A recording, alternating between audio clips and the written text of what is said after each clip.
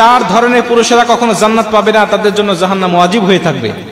এক নম্বরে, যেই সমস্ত পুরুষেরা স্ত্রীদের হক আদায় করে না, স্ত্রীর উপরে জুলুম করে।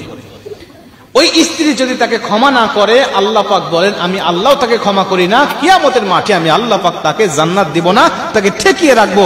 ওই স্ত্রী ক্ষমা করবে না যতক্ষণ তাকে জান্নাতে ঢোকানো হবে না ততক্ষণ। বুকে হাত দিয়ে বলেন তো দেখি, কয়জন স্বামী বলতে পারবেন যে আমার স্ত্রী আমাকে ক্ষমা করবে, আমি তার উপরে জুলুম করি নাই, আমি জালিম নয়, আমি তার উপরে তার হকগুলো সঠিকভাবে আমি আদায় করি।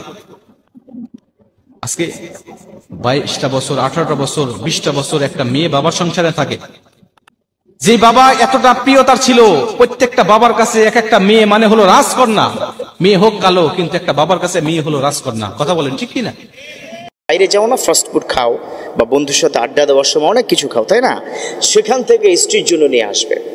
কথা কি বুঝতে পেরেছো? তাহলে এক নম্বর কি,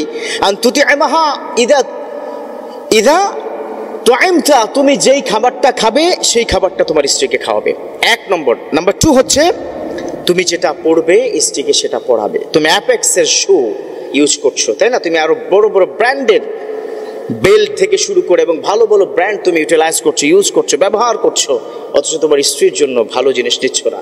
অনেক কুলাঙ্গার কিন্তু এরকম আছে সোসাইটির মধ্যে, স্ত্রীকে সবসময় দবিয়ে রাখার চেষ্টা করে, ভালো কিছু দেয় না।